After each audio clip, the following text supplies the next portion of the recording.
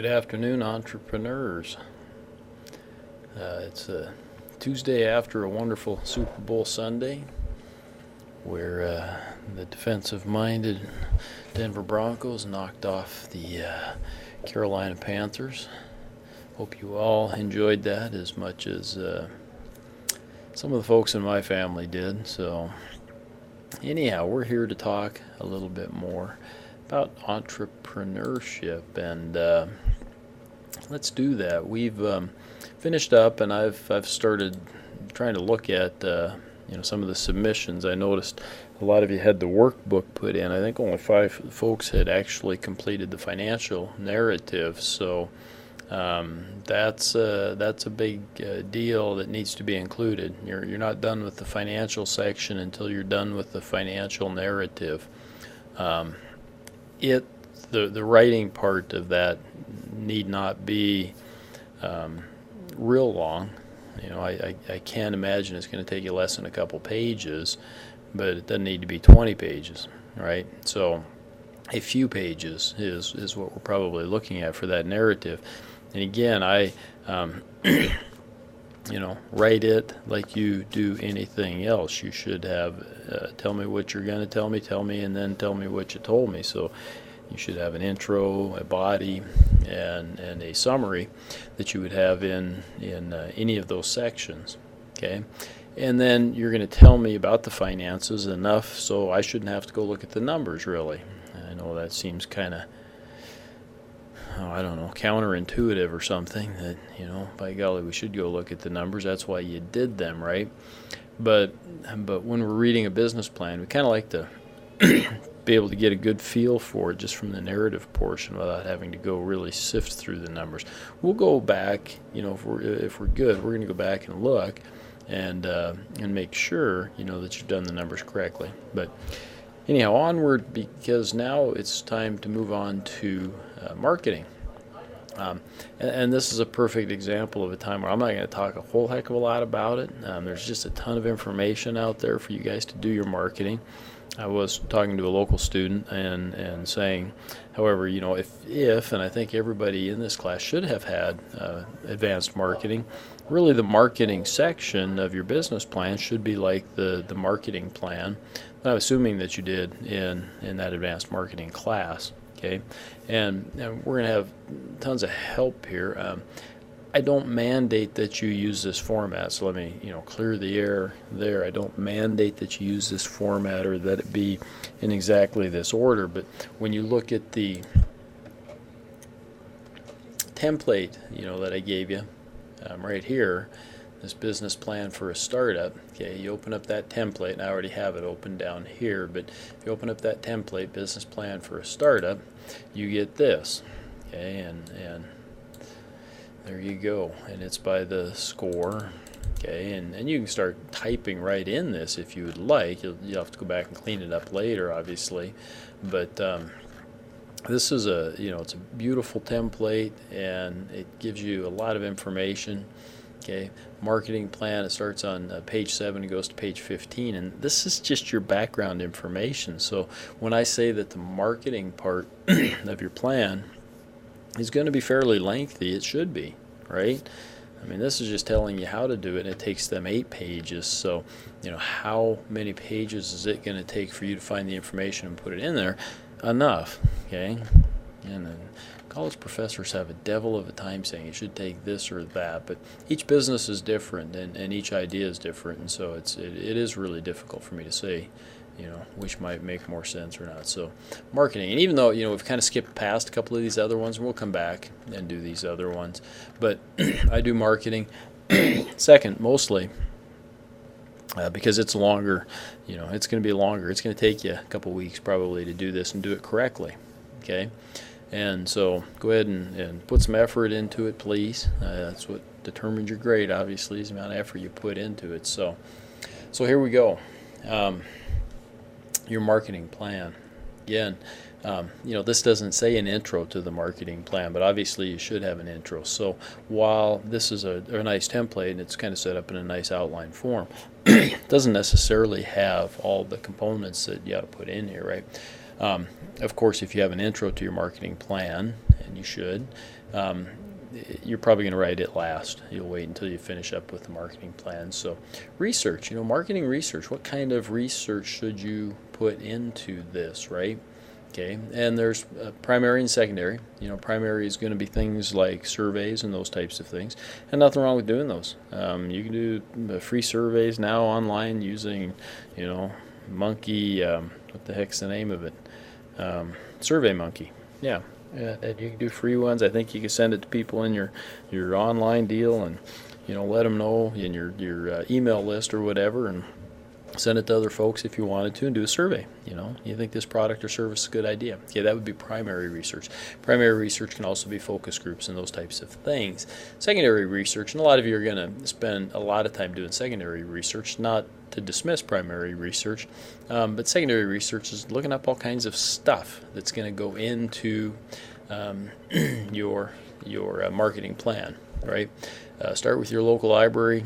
Okay, most of you are probably going to start online, and there's nothing wrong with that, but libraries are a good place, a great place, and I've had very few, and why I don't know, because a great place to go, and he always encourages my students to go visit with him, at least in Havre, is the Small Business Development Center, which for Havre is Bear Paw Development.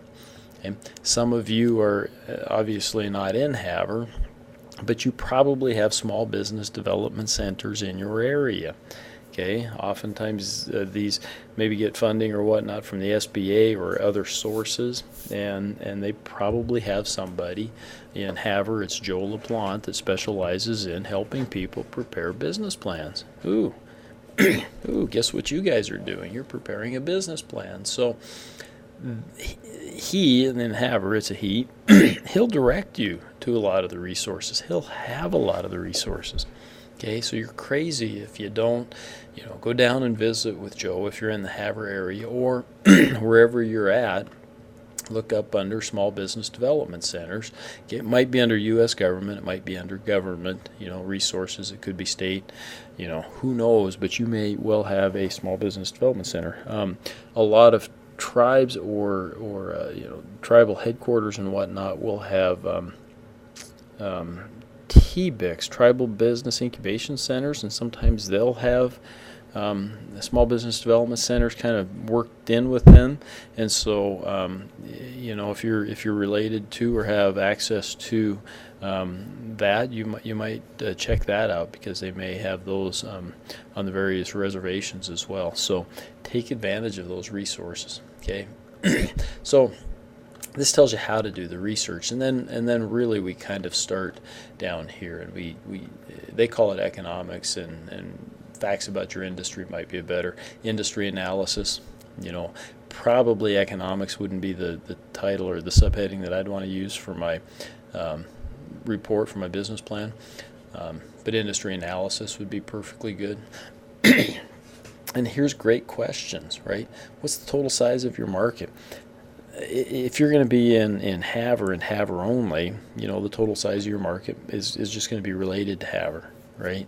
And can you figure that out? Maybe. Again, your Small Business Development Center probably go a long ways to helping you do those things. How much coffee is sold through restaurants and whatnot in Havre? I don't know, but you could probably find out, or you could probably do some math. You could probably find out that, in the United States, which has 330 million people according to the U.S. Census or something like that, the average person drinks X amount of coffee. Havre has 10,000 people, so, again, you can do the math then, and in a lot of cases try to figure out what the size of the market might be, if Havre is typical, right? And for something like coffee drinking, we probably are pretty typical. We probably drink more beer than other states. Montana does, that's for sure, and I would like to think that Havre holds its end of the deal up. I would hope we do. So anyhow, those are things. I think one of our students is doing a distillery, right? And so what's the size of the market? Again, you could break that down by liquor sales, right? And probably even by the type of liquor. and what's the average in the United States, and then you might have to break it down by what the market is here. Now, if it's going to be distributed more broadly, of course, then the calculations will change a little bit. But there's nothing wrong either then with having a primary and a secondary market, right? So if you were brewing beer in Havre, your primary market is probably going to be the Havre audience. But if you started kegging it and delivering it to bars, around the rest of Hill County, maybe Blaine County, Chinook, up in northern Choteau like Big Sandy, etc., you might even get all the way over to Toole County, okay? Chester in Liberty County, and maybe all the way over to Toole County. So think about those things, right? And as you go through here, I mean, it's great. This is such a great thing. You can hit your enter key and tab in and say, here's the things I need to look for, okay? And you can certainly do that. So then, what percent share of the market do you think you're going to have? Okay, and sometimes this might be a guess, or it might be your goal. Right? This might be your goal. I want to garner 10% of the market. I want my sales to be X. So what is 10% of the market? If you sold 10% of the brewed coffee in Havre, what would that amount to? Okay, and so that might be what this one is. Current demand in the target market, and we're going to have to identify our target market a little bit later. But again, that's kind of calculating both the total size of the market and then shrinking it down a little bit by what your target market is. Okay, that might be saying that you think your target market's going to account for 50% of the sales. Okay, and you might have some information about that. Again, if you're looking up coffee sales in the nation, you might be able to do that by a demographic, by age, or by sex, gender, those types of things, right?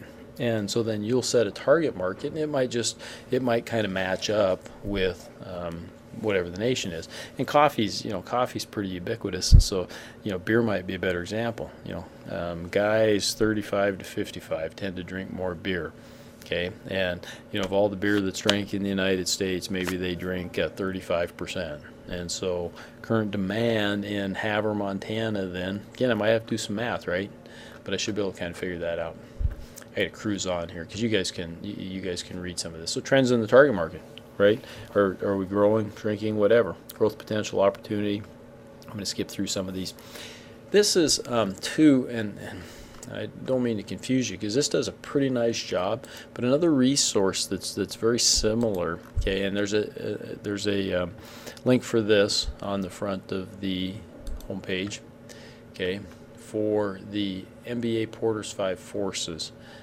And it's a nice deal, and it's an industry analysis, and it kind of gives you a different way of looking at the industry too, that might be a substitute for some of this that you would be doing in this area.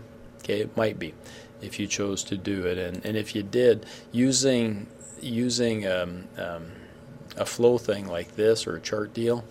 It's called something else. A diagram maybe like this. Oh, geez, it's called a diagram. Look at that. Of Porter's 5 Forces, yeah, might not be a bad way to even put that right on your deal, okay?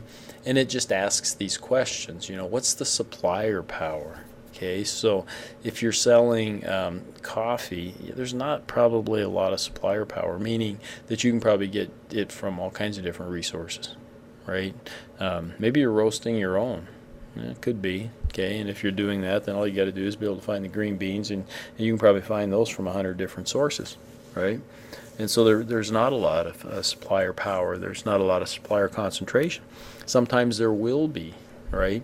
If you're selling running shoes, you might only have a couple of suppliers, right? And that may create some difficulties. If you only sell Nike gear, there's some concentration there that could be difficult. Okay. Again, I don't want to run through all of these. If you have questions about them, but what you do is you'd set up a diagram like this, and by the way, these are further explained down. There's a whole big page or two of that's as long as what the marketing section is on the Word doc that I have. But that's how in-depth this part of your plan should be. Okay, and feel free to use this, but you certainly don't have to. I think this will be pretty adequate if you follow along with the outline that they have here. But this is really a nice way to analyze an industry too. So kind of take your pick. Okay. Barriers, are there other barriers to entry, and not just for you but for your competitors, right? How could the following affect your company? Great, change in tech, the government regulations, the economy, change in your industry, what types of things. Think about what's happening in the taxi cab industry right now. I was going to go back and ask you about VHSs and then even DVD rentals and those types of things, right? They've completely gone out, right? Well, think if you had a taxi cab company, not such a big deal in Montana, but you're in New York, and all of a sudden Uber comes along, or you're in Denver, and all of a sudden Uber is there and competing with you, right? So we're really changing these, and think about what if your business might have competitors that could be online, right? What if your Walmart and Amazon's your competitor? Big examples, but that may be things that are important even locally. If you looked at VHS and DVD rentals, 20 years ago, who'd have thought, even when Netflix started sending them out, that wasn't that big of a deal because because they sent out DVDs, right, on a monthly basis. But a lot of people, it was more of a spontaneous thing, and so they still go to the local place. But boy, when you could start streaming it, boom, they just went away, didn't they? The rental places just disappeared. So, okay. Products,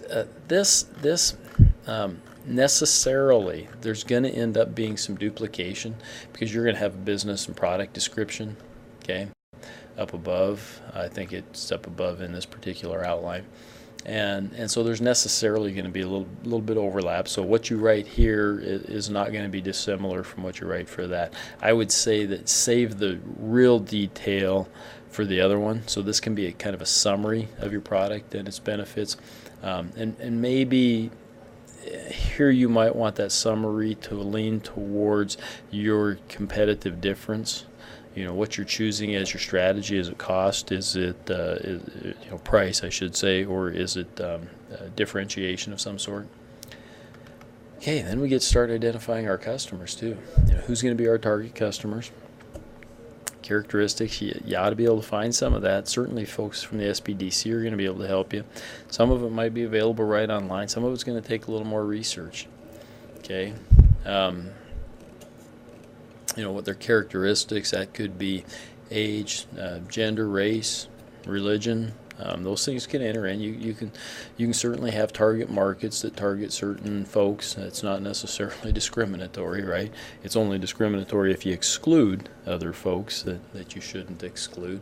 Okay, but you can certainly target. If you're targeting women, you're not discriminating against men. Especially if you were selling hairspray. Okay, not that men don't use some hairspray nowadays. Getting to be more and more of them, actually. Strange, but your target market still might be women, right? And tools, and I know more and more women are taking up tools and using those types of things, but your target market still might be males 20 to 40, right? Okay. And here again, it does talk about this. Your description is going to be completely different depending on whether you're going to sell to either other businesses or directly to consumers. So some of you may have a business-to-business or B2B type of business, right? Your clients may be other businesses. If you were going to be a wholesaler, maybe if you were going to start a business cleaning, commercial buildings, right? Or contracting, maybe with just commercial clients, okay? Those types of things you might be selling just directly to other businesses. I think most of you probably chose consumer ones. So here it goes, and it tells you, break it down, right? You know, which ones are going to be attracted. And you ought to be able to do a little research. You know, unless your product is a brand new product, and even then you should do some primary research. But if your product's a product that's been around, you know, again, coffee shop, beer, or whatever, distillery, that type of thing, you ought to be able to do some research and find out who your primary target market's going to be. Again, it doesn't mean you exclude other people, and you should have a secondary market as well. And you should explain all those, maybe by these things and other things, okay, that could matter, right? This is if you had a business, if you had business clients instead of individual clients. Ooh, then we got to get down, we got to talk about who's our competition, right? Who is our competition? Well, you know, what products companies are going to compete with you. List your major competitors. That might be local, but it could be others too that are starting, you know, to enter in. We'd be a failure if we didn't point out in most cases, you know, other than the you know, local little restaurant or something, you know, that the internet's going to impact just all kinds of these businesses. You know, even clothing and those types of things, which 10 years ago I'd have thought, oh, that's crazy, nobody will buy clothes and stuff over the internet. And now, you know, that's becoming, you know, the go-to place maybe for a lot of those things, as opposed to buying them locally. Maybe because you want different things. Oftentimes it's because you want different things. Sometimes it's because you just don't like going out shopping, right? You'd rather have them send it and try it on at home. Okay, and so we're finding out that our competitors, I would say, are really starting to broaden where they might come from. Okay, so you know, spend some time identifying those. This is, again, another area, and one of the reasons I do like, I think, this form a little bit, because it talks about you know, threat of new entrants, you know, and also industry, or the degree of rivalry, you know, what's going on there, right? It also talks about this, which I don't think is in the plan, the outline that we have here. Okay, threat of substitutes. And, you know, here, let me give you an example of what a threat of substitutes is. So if you're selling coffee, okay, what might be one of the substitutes? Well, people at home are able to purchase more and more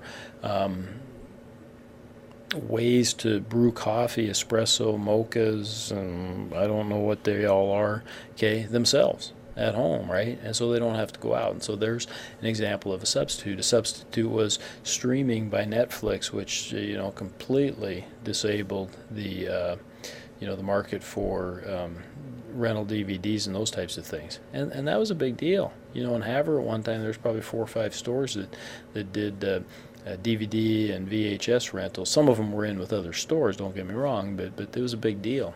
Okay, and so substitutes, you're the brewery, right, down here, Triple Dog. Okay, obviously you're worried about other folks coming in and maybe starting up another brewery, but what's a substitute? Well, you know, I've gone online and looked around a little bit, and they're making home brewing kits now that are almost push button. Right, you kind of enter your, kind of like a bread machine, right? You throw your ingredients in, you push a button, and 2 weeks later for beer, it's not quite like it's 2 hours later with the bread, but 2 or 3 weeks later you'd have fresh brewed beer, and it might be as simple as that. And so think about what kind of substitutes there might be, and again, that should probably be entered into here.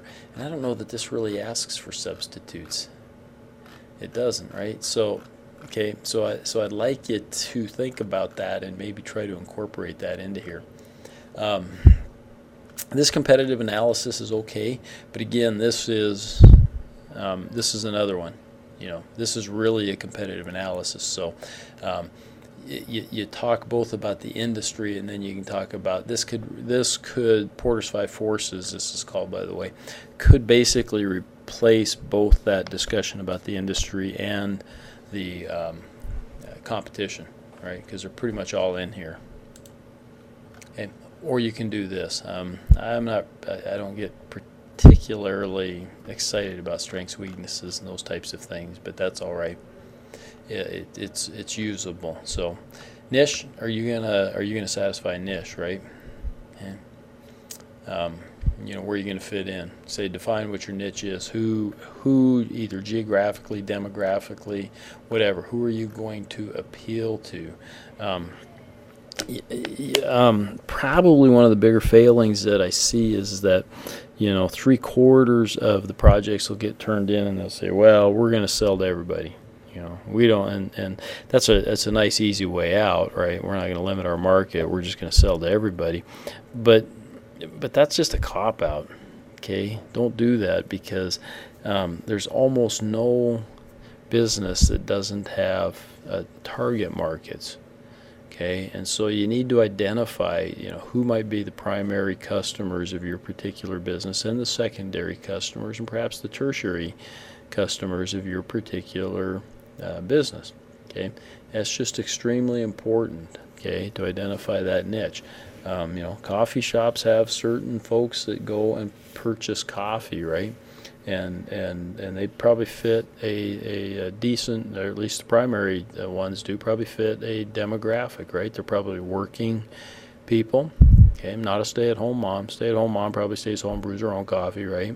Okay, so they're probably working people. They probably stop on their way to work and get a cup or two, and then maybe take a break and order another cup if they're right downtown or whatever. Okay, and so there are ways to identify your market, and please do that.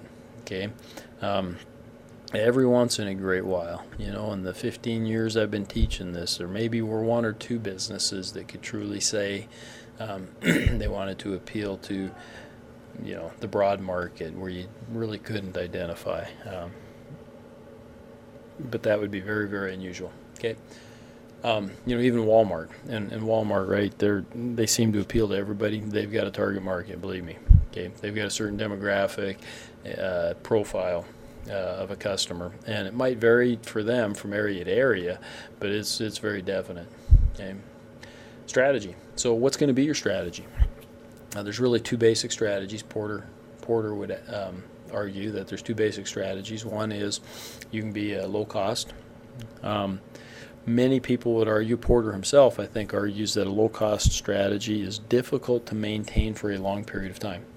Difficult to maintain for a long period of time. Sometimes it's a good entry strategy, and then folks change. You might be seeing that with Walmart a little bit. Okay, Walmart's been a juggernaut, right, for the last 30 years now. They've been the growing and very successful retailer. 30 years is a relatively short period of time, right, by U.S. history standards even. But they're starting to be replaced by what? Amazon. Okay, and it's changing. Okay, how we do that, and so your strategy then, and what's Amazon's strategy? It's kind of a Walmart strategy is a low-cost strategy, basically, and Amazon's strategy is, I'd call it differentiation, right? I don't know necessarily that a lot of the things you buy on Amazon are cheaper. By the time you pay shipping and stuff, it's a little more expensive, but your shopping experience is different because you can sit home, do it online, might save you time. Time is money, right? So there's your strategy, right? Are you going to differentiate yourself, or are you going to be a low-cost provider? Okay. And think about that and defend it. Okay, and then we finally, we oftentimes think that marketing is all about promotion, but here we finally get into promotion, right? How are you going to get the word out, right? How are you going to do your advertising? What kind of advertising are you going to do? How much are you going to spend? And here's where you get probably a little more detailed about, especially when you get down here to the promotional budget, right? The numbers that you've put into your spreadsheet. Okay, if you need to change your spreadsheet, that's fine. You might start digging into this now, and you might just realize that to do the kind of advertising that you think on Google or Facebook is going to cost you more than what you originally anticipated. Okay, and if that's the case, you might have to go back and adjust, and that's fine. That spreadsheet makes it awful easy to go back and adjust because it's going to just rebalance everything for you. So, okay. So how much are you going to spend, before the startup again? You might explain that here. You maybe explain that on your financial narrative a little bit too, so you might just need a short summary here. And then what are you going to spend ongoing and why? Okay.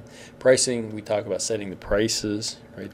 The P's, right? Promotion, price, product, which we had up above, and place, which is distribution. Okay, and we kind of had distribution. It didn't spend as much time up above there as you should.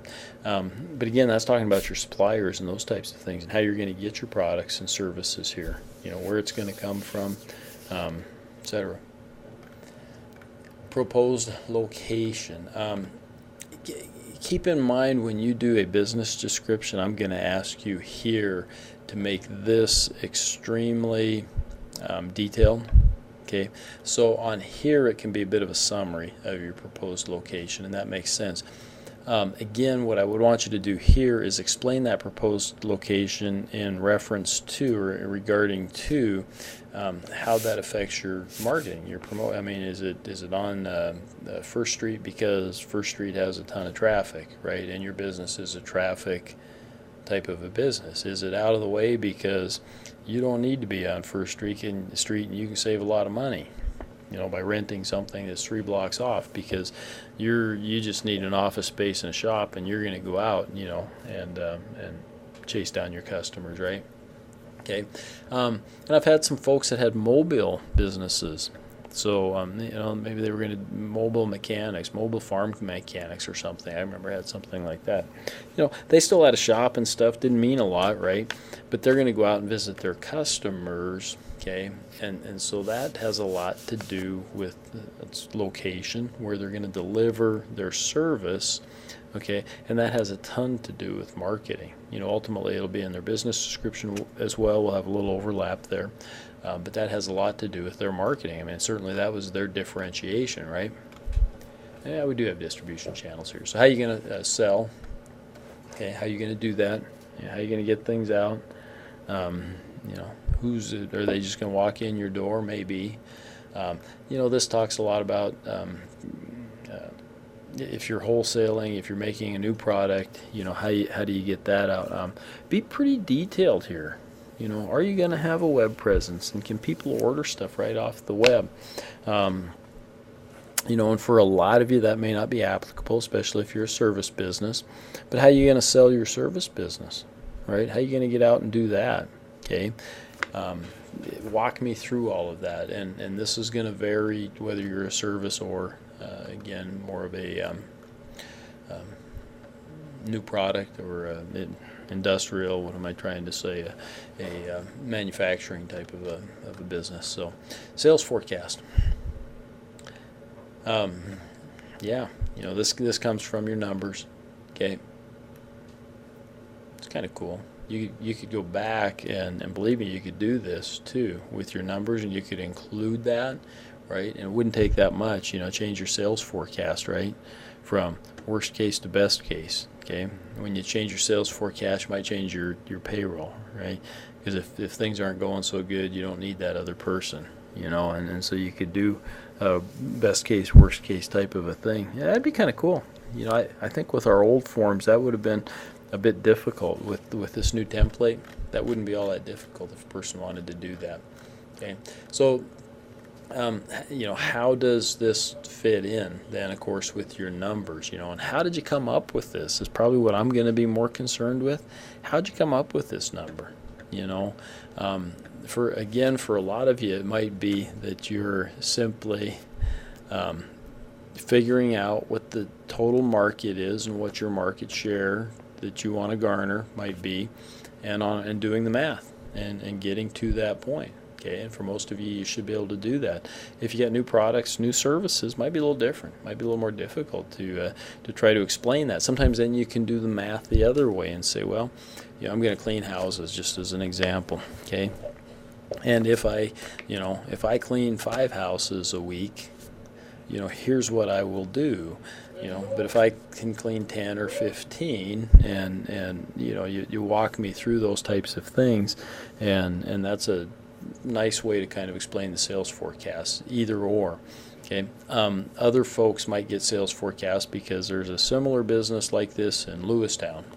And Lewistown's not that much different in size than Havre, and this is what it does because I called up the person that runs the business in Lewistown. Okay, so you might be able to get some information that way. Okay, be prepared not just to put your information in there, but be ready and able to explain where the information came from.